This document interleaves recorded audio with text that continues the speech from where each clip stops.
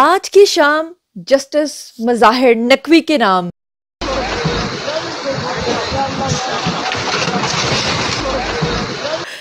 अस्सलामुअलैकुम my social media family, उम्मीद करती हूँ कि आप सब लोग हिफ्ज़ व अमान से होंगे, खुशबाश होंगे। जैसा कि आप लोग जानते हैं कि जस्टिस मज़ाहिर नकवी, जिनको जो अल मरूफ ट्रकों वाली सरकार के तौर पे मशहूर है, बाय गॉड मुझे इतना पता है कि सोशल मीडिया पे उनको ट्रकों वाली सरकार के नाम से ट्रोल किया जा रहा है, लेकिन मुझे ये बिल्कुल नहीं पता कि ट्रक्स के साथ उनका कौन सा रूहानी रिश्ता है या ट्रक्स के साथ ऐसी क्या उनकी वाबस्तगी है जिसकी वजह से उनको ट्रकों वाली सरकार कहा जाता है। मैं आपको मरियम नवाज का साथ साथ जिक्र कर दूं, आपको स्क्रीन पे नजर आ रहा होगा कि मरियम नवाज साहिबा जो हैं वो भी जब जस्टिस मज़ाहिर नकवी का नाम लिए बगैर उन पर तनकीद किया करती थी तो वो हाथ में एक छोटा सा खिलौना ट्रक पकड़ के बात किया करती थी। तो जनाब बहुत वैसे अफसोस की बात है मुझे, अगर आप में से किसी को पता है कि जस्टिस मज़ाहिर अली नकवी को ट्रकों वाली सरकार क्यों कहा जाता है तो उसकी रीज़न आपने मुझे ज़रूर बतानी है। लेकिन आप लोग जानते हैं कि उन्होंने इस्तीफ़ा दे दिया और आप लोग ये भी जानते हैं कि जो लोग उनका दिफा कर रहे थे अब वो भी उनका दिफा नहीं कर पा रहे।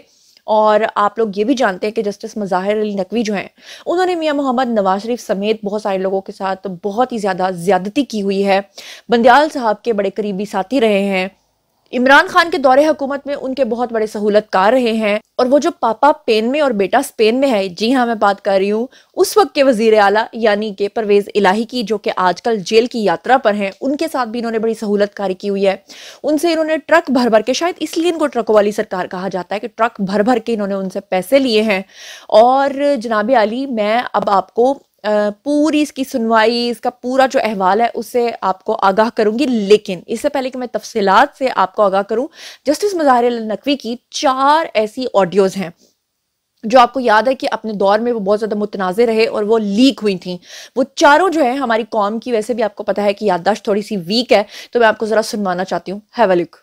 जोजा साहब जी जी, वो मुज़ाहिर अली नकवी को लुभाना जो वो मखा का केस है। अच्छा चलो, मैं आपको आज वो चला जाएगा इस्लामाबाद, कह रहे थे ਅਸੀਂ इस्लामाबाद भेज देंगे आज ਤੇ ਫਿਰ ਉਸ ਤੋਂ ਬਾਅਦ ਉਹ ਜੋ ਪ੍ਰੋਸੈਸ ਹੁੰਦਾ ਫਿਰ ਉਹਦੇ ਕਿਸੇ ਨੂੰ ਕੋਸ਼ਿਸ਼ ਕਰ ਲਾਂਗੇ। ਕਰਾਓ ਨਾ ਜੀ, ਕੋਸ਼ਿਸ਼ पूरी बिल्कुल कोशिश कर लांगे। बिल्कुल मुज़ाहिर अली अकबर नकवी। हाँ तो ठीक है जी, बड़ा दबंग है। हाँ नहीं है जानना। तो मुज़ाहिर अली नकवी के पास लगवाना है। हाँ लेकिन वो फाइल वो कर दिया, इन्होंने फाइल कर दिया सर। अब फाइल कर दिया, जोजा साहब को पूछ ले, वो कर रहा है। जोजा साहब से मालूम कर, कल भी मेरी बात हुई थी, कल तक तो तैयार नहीं हुआ था, तो मैं चेक कर लेता। काम ठीक हो जाएगा वो, तो आप जरा कर लेना। जी मैं कर लेता हूँ सर, बहुत देते बड़े किसी को बताना नहीं है, लेकिन मैं सही है, समझ गया सर। अच्छा सर एक काम और है सर, अब वो परसों जो 14 तारीख को डोगर का भी केस लगा हुआ है बेंच में दोबारा सर, उसमें भी नकवी साहब हैं। तो वो गुलाम मोहम्मद डोगर जो सर सीसीपीओ का केस कर रहा था ना सर, आपका जो सीसीपीओ होता वो भी लगा हुआ है सर परसों, क्योंकि देखिए आप क्यों नेचुरली हटा दिए गए, उनको तो रिप्लेस कर दिया, लेकिन केस अभी भी है सर, परसों लगा हुआ है 14 को सर। चलो मैं बात करता हूँ। सलामकुम शेख साहब जी सलाम अलैकुम। की हाल है, ठीक हो जी मैनू बड़ा अफसोस होया कि उत्थे अपना मैं आप ही आ रहा मोहम्मद खान इत्थे तुहाडे कोल ही मैं आ रहा उत्थे ही पहुंच गए ने, पहुंच गए जी। नहीं मैं आप भी आ रहा उत्थे सब कोई गल नहीं करती, कोई करना कह रहा कि नहीं मैं कोई प्रोटोकॉल ना नहीं आ रहा अपने नहीं मैं ਤੁਹਾਨੂੰ ਕਿਹਾ ਨਾ ਤੁਹਾਡਾ ਆਪਣਾ ਘਰ ਹੈ, एनी टाइम ਤੁਸੀਂ आ नहीं मैं 1 सेकंड का सिर्फ मैं सलाम करके तुर जाऊंगा। मैं आ गया, गल तो मैं आ गया ना, नेड़े पहुंच गया यार, की कर रहा पाया मैं खाली सलाम। हाँ जी हाँ जी अच्छा, मैं क्या वो अपना जो है ना सीधे सवाल कह रहा है कि मेरी कोई जनरल कराओ पंजाब के नाम, दूसरा अपना मुजाहिर नू साहब मुजरिए जो है ना उन्होंने जरा मिल उन्होंने को जी ਤੁਹਾਡੇ ਨਾਲ है पूरा तरह खड़ा ਤੁਸੀਂ ਦੱਸੋ ਕਿ ਕੀ ਕਰੇ। ਜਾਤੀ ਤਜਵੀਜ਼ ਇਹ ਹੈ कि ये करके ना जैसे तारड़ से 3-4 जगह से करा के ना इस्तगासे इन्हों उसे 228 सजा देने ताकि इन्हों के प्रेशर से आए। मैं सुबह करने लो, सुबह इन्हों में पूछ कर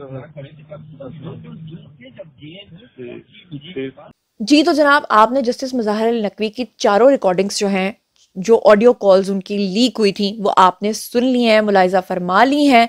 अच्छा, अब इसके बाद मैं आपको बताती हूँ कि जस्टिस मुज़ाहिर अली नकवी जो हैं उनके ऊपर जो बहुत सारे एलिगेशंस थे और अब फाइनली वो इस्तीफ़ा देने पे क्यों मजबूर हो गए हैं, और ख़ास तौर पे जो उन्होंने जैसे कहते हैं ना कि वो गोलमाल है भाई, सब गोलमाल है, उन्होंने जो अपनी जायदाद को अनडिक्लेयर रखा, बहुत सारी जायदादों के बारे में किसी को पता ही नहीं चलने देना दिया, रिश्वत से लेकर सहूलतकारी से लेकर बहुत सारी चीज़ें जो हैं उनके ऊपर उसके एलिगेशंस है। यहाँ तक कि जनरल परवेज़ मुशर्रफ के दौरे हुकूमत में जब सब कुछ हुआ, वो कारगिल वाला मसला हुआ। अच्छा, मैं आपको एक बात बताऊं, जनरल परवेज़ मुशर्रफ को बहुत सारे लोग बहुत गलत कहते हैं, लेकिन पता नहीं क्यों कुदरती एक बात है कि मुझे वो बुरे नहीं लगते। मुझे परवेज़ मुशर्रफ कभी भी गलत नहीं लगे, हालांकि मुझे पता है कि बहुत कुछ गलत हुआ होगा, लेकिन पता नहीं क्यों मुझे उनके लिए जो फीलिंग्स आती हैं वो अच्छी फीलिंग्स आती हैं।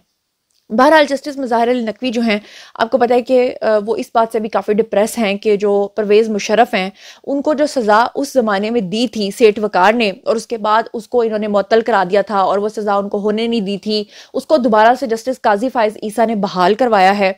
तो ऐसे में ये जो तमाम चीज़ें हुई हैं, ये पाकिस्तान की 75 साल तारीख में पहली बार होने जा रहा है। दोनों चीज़ें हुई हैं कि किसी चीफ जस्टिस ने या किसी सुप्रीम कोर्ट के जज ने या चीफ जस्टिस ने जो है वो कभी इस्तीफ़ा दिया हो। एक तो ये पाकिस्तानी तारीख में पहली बार हुआ है। इन 75 साल तारीख के अंदर पहली बार पाकिस्तान के अंदर ये हुआ है कि किसी फौजी जो हमारा जनरल है उसने अपने ही लोगों का इस तरह से एहतसाब किया है कि आपको पता है बहुत सारे लोगों का कोर्ट मार्शल हुआ है, बहुत सारे लोगों का एहतसाब जारी है, बहुत सारे लोगों को जो है वो बुलाया गया। 75 साल तारीख में पहली बार ऐसा हुआ कि जनरल फैज जैसे लोगों को एक कमीशन बुला रहा है और बुलाकर सबको कह रहा है कि जी इनको सजा दी जाए। 75 साल तारीख में पहली बार ये सब कुछ हम लोग देख रहे हैं, जो कि पाकिस्तान के लिए बहुत ही जरूरी था और बहुत ही खुश आइंद ये बात है जनाब अली। अब जस्टिस मुज़ाहिर अली नकवी ने अपना जब इस्तीफा दिया तो इतनी जल्दबाजी में दिया कि उन्होंने सन 2024 लिखने के बजाय सन 2023 लिख दिया, यानी इतनी जल्दी थी उनको। और इसकी जो तफसीलात हैं वो मैं आपको बताती हूँ, और तफसीलात से आपको किसी ने आगाह नहीं किया होगा, बस सबने आपको ये बता दिया होगा कि हाँ जी वही जस्टिस मुज़ाहिर अली नकवी चले गए। लेकिन मैं आपको ये बता दूं कि जस्टिस मुज़ाहिर अली नकवी अगर ये समझते हैं कि वो सिर्फ इस्तीफा देकर बच जाएंगे तो ये पॉसिबल नहीं है। जस्टिस मुज़ाहिर अली नकवी का एहतसाब जो है वो होगा, ये मेरे ज़राए कह रहे हैं, और उनको ऐसे ही आसानी के साथ नहीं छोड़ा जाएगा और उनकी जो पेंशन और उनकी जो तमाम सहूलियात हैं वो वापस ली जाएं। इसका जो है ना एक ट्रेंड चल निकला है। दूसरी तरफ आपको ये भी बता दूं कि परवेज़ मुशर्रफ के हवाले से भी जो फैसला आया है उसमें भी उनकी फैमिली से जितनी भी मराहत हैं आर्मी की तरफ से वो सब पेंशन समेत वापस ले ली गई हैं या ले ली जाएंगी। मगर साथ ही साथ आपको ये बताऊं कि आज कुछ यूथियाज जो हैं उनके साथ बहस और मुबाहिसा जो है वो जारी था। तो एक यूथिया जो है जब उसको समझाने की कोशिश की तो उसने, आपको पता है कि जो प्लान बताया, वो प्लान सुनने के बाद ना आपके पेट में दर्द शुरू हो जाएगा। इससे पहले कि मैं आपको तफसीलात से आगाह करूँ, जरा ये प्लान सुन लीजिए। और मैंने उससे पूछा कि आप किसको सुनते हैं, उसने कहा मैं सदीक जान लल्ली को सुनता हूँ, मैं पोनी वाले अंकल समी इब्राहिम को सुनता हूँ, मैं मर्डर वाले अंकल यानी अयाज अमीर को सुनता हूँ। उसने कहा कि मैं मोइद पीरजादा जैसे लोगों को सुनता हूँ। उसने कहा कि मैं गजवाए बल्कि गजवाए हिंद, मैं माजरत चाहती हूँ कि इस वर्ड को मैं गलत बोल रही हूँ क्योंकि असली गजवाए हिंद जिन्होंने करना है वो मुजाहिदीन होंगे। ये जो इनका गजवाए हिंद है ना जो ये करने पे तुले हुए हैं, उसने कहा वो वाले अंकल यानी कि औरिया मकबूल जान को सुनता हूँ। उसने कहा कि मैं छाबिल शकील जैसे अंकल को चुनता हूं।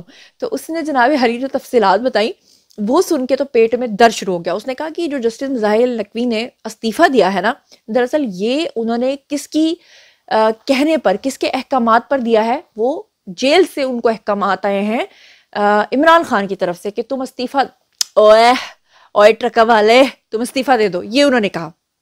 अब आगे का प्लान सुनिए। उसने कहा खान साहब ने वक्ती तौर पे जस्टिस मुज़ाहिर अली नकवी को बचाने के लिए उनका इस्तीफा दिलवा दिया है, और अब आप देखिएगा कि जैसे ही इमरान खान 15 से 20 जनवरी के दरमियान छूट कर बाहर आ जाएंगे तो इमरान खान जो है वो आकर सबसे पहले शहबाज शरीफ और नवाज शरीफ को अंदर कर देंगे।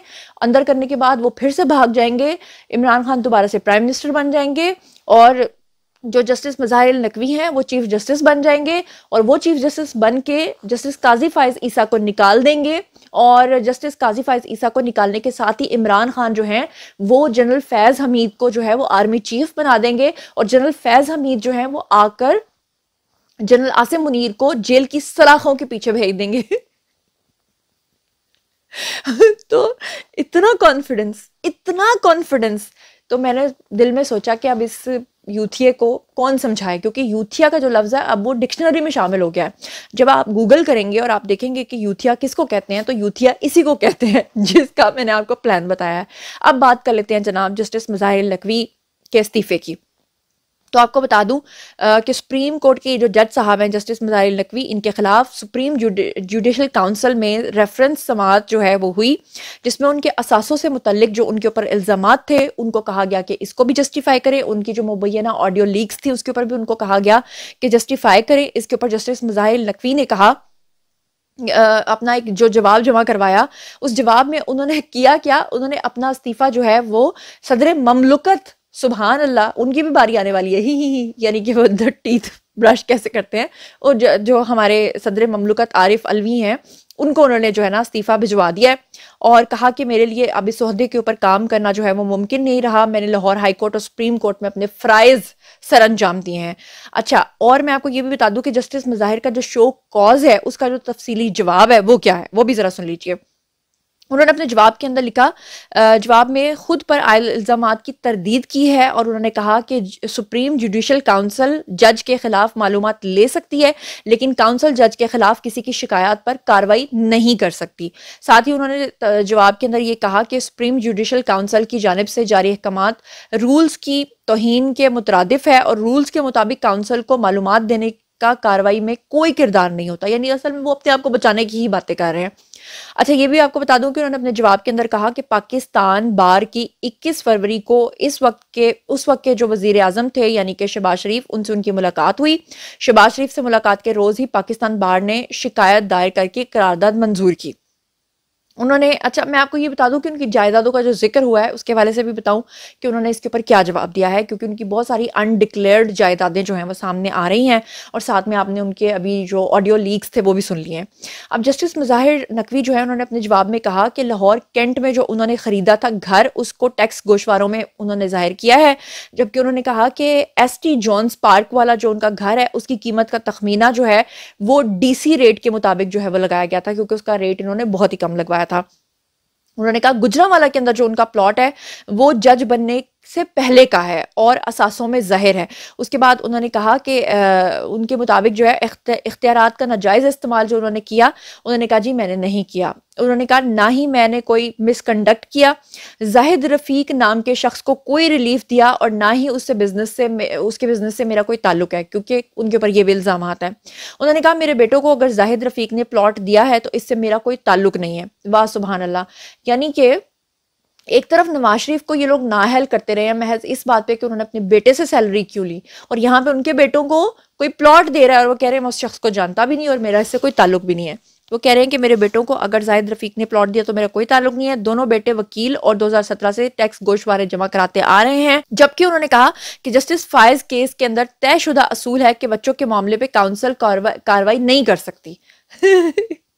यहाँ पर जस्टिस काजी फायज ईसा उनको याद आ गया। जवाब के अंदर उन्होंने मजीद ये भी कहा कि पार्क रोड इस्लामाबाद के प्लॉट की अदायगी अपने सैलरी अकाउंट से मैंने खुद की है, जबकि अलाइड प्लाजा गुजरांवाला जो उनका है उसमें किसी सूरत से उनका कोई ताल्लुक नहीं है, कोई लेना देना नहीं है। उसके अलावा उन्होंने कहा कि सुप्रीम जुडिशल काउंसिल से शिकायत जो है वो खारिज और कार्रवाई ख़त्म करने की इस्तदा उन्होंने की। और यहाँ पर आपको बता दूं कि जो सुप्रीम कोर्ट है उसने जस्टिस मुज़ाहिर नकवी की सुप्रीम जुडिशल काउंसिल की कार्रवाई रोकने की इस्तदा जो है वो भी मुस्तरद कर दी। अब यहाँ पर मैं आपको एक सबसे बड़ी बात करने लगी हूँ कि जस्टिस मुज़ाहिर नकवी जो कि सुप्रीम कोर्ट में जज रहे हैं, जो कि लाहौर हाई कोर्ट में जज रहे हैं, उसके बावजूद उनको इतना पता नहीं चला, वो इस कदर पैनिक हो चुके थे कि उन्होंने अपनी जो तारीख लिखी है उसके ऊपर वो 2024 लिखने के बजाय 2023 लिख दी। और बाद में फिर उन्होंने सदर ममलुकत से ये भी इस्तदा की कि इसको 2024 जो है वो तस्वुर किया जाए और 23 तस्वुर ना किया जाए, हालांकि रिटर्न जो स्टेटमेंट होती है उसी की वैल्यू होती है। अब उनके ऊपर जो है वो तमाम आपने टॉक शोज भी सुने होंगे, लेकिन यहाँ पर मैं आपकी तवज्जो एक चीज़ की तरफ मबजूल करवाना चाहती हूँ और वो ये है कि आपको अच्छे तरीके से याद है कि PTI का दौरे हुकूमत था और PTI की जो सोशल मीडिया टीम्स थी उन समेत और इमरान खान के जितने भी वुज़रा थे वो तमाम के तमाम जो हैं जस्टिस काजी फायज ईसा और उनकी मिसेस की शदीद तरीन जो है वो करते थे ट्रोलिंग। ना सिर्फ ट्रोलिंग करते थे बल्कि उनके ऊपर बहुत गंदे गंदे इल्ज़ामात भी लगाते थे। उस वक्त ये जो जस्टिस मुज़ाहिर नकवी हैं ये ट्रका वाली सरकार इन समेत, बंदयाल अंकल समेत और भी जो 3-4 और जजेस थे वो सब भी खिलाफ थे। किसके? जस्टिस काजी फायज ईसा और उनकी मिसेस के खिलाफ। आपको याद होगा कि बहुत सारे केसेस जो हैं जस्टिस काजी फायज ईसा के ऊपर बनाए गए, उनका बाइकआउट किया गया, उनकी मिसेस को कटहरे में लाकर खड़ा किया गया, उनका बहुत सख्त मीडिया ट्रायल किया गया, उनकी बदनामी की गई। उस वक्त की इस्टेब्लिशमेंट जो कि जनरल फैज थे और बाजवा साहब थे वो भी सख्त खिलाफ थे जस्टिस काजी फायज ईसा के, लेकिन उसके बावजूद जस्टिस काजी फायज ईसा और उनकी मिसेस डट के खड़ी रहीं, क्योंकि उनको पता था कि उन्होंने कोई करप्शन नहीं की, उनको पता था कि कुछ भी हो जाए मैं जीतूंगा। और आखिरकार उनकी जीत आपके सामने हुई और आपने देखा कि अल्लाह ताला ने उनको सबसे सुप्रीम ओहदे के ऊपर जो है वो फाइज किया। तो फिर ऐसे में जस्टिस ये जो ट्रका वाली सरकार है, अगर इनके ऊपर भी एलिगेशंस झूठे होते या गलत किस्म के होते तो ये भी खड़े रहते, ये भी उनका जवाब देते, लेकिन ये फौरी इस्तीफा देकर भाग गए।